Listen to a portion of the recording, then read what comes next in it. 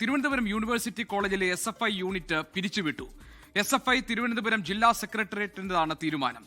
നിരന്തരമുള്ള സംഘർഷങ്ങളിലും സംഘടനാവിരുദ്ധ പ്രവർത്തനങ്ങളിലും പരാതി ഉയർന്നതോടെയാണ് ഈ തീരുമാനം. തിരുവനന്തപുരത്ത് യൂണിവേഴ്സിറ്റി കോളേജിലെ SFI എന്ന് പറയുന്നത് തിരുവനന്തപുരത്ത് തന്നെ പ്രധാന SFIയുടെ ശക്തി കേന്ദ്രവും കൂടിയാണ്. കാരണം ഒരു പ്രതിപക്ഷമില്ലാതെ കൃത്യമായി SFIയുടെ ശക്തി കേന്ദ്രമായി SFIയുടെ തലസ്ഥാന നഗരത്തെ പ്രവർത്തനങ്ങളെല്ലാം നിയന്ത്രിക്കുന്നത് തിരുവനന്തപുരത്തെ യൂണിവേഴ്സിറ്റി കോളേജിലെ പ്രധാന യൂണിറ്റായ SFIയുടെ യൂണിവേഴ്സിറ്റി കോളേജ് യൂണിറ്റാണ്. പക്ഷേ നിരന്തരമായി യൂണിവേഴ്സിറ്റി കോളേജിലെ യൂണിറ്റിനെതിരെ പരാതികൾ വന്നിരുന്നു. പ്രത്യേകിച്ച് സംഘർഷങ്ങൾ, SFIക്കാർ തന്നെ പരസ്പരമുള്ള തർക്കങ്ങളും സംഘർഷങ്ങളും ഉണ്ടാകുന്നു. അതുമായി ബന്ധപ്പെട്ടുള്ള പരാതികൾ ജില്ലാ കമ്മിറ്റിക്ക് മുന്നിലുണ്ട്. ഒപ്പം സംഘടനാ വിരുദ്ധ പ്രവർത്തനങ്ങളുമായി ബന്ധപ്പെട്ടുള്ള പരാതികളും ജില്ലാ കമ്മിറ്റിക്ക് മുന്നിലുണ്ട്. ഈ സാഹചര്യത്തിൽ ജില്ലാ സെക്രട്ടേറിയറ്റ് ഇന്ന് ചേർന്നിരുന്നു. സംസ്ഥാന കമ്മിറ്റിയുടെ നിർദ്ദേശം അനുസരിച്ച് ജില്ലാ സെക്രട്ടേറിയറ്റാണ് ഈ യൂണിറ്റ് കമ്മിറ്റിയെ പിരിച്ചുവിട്ടിരിക്കുന്നത്.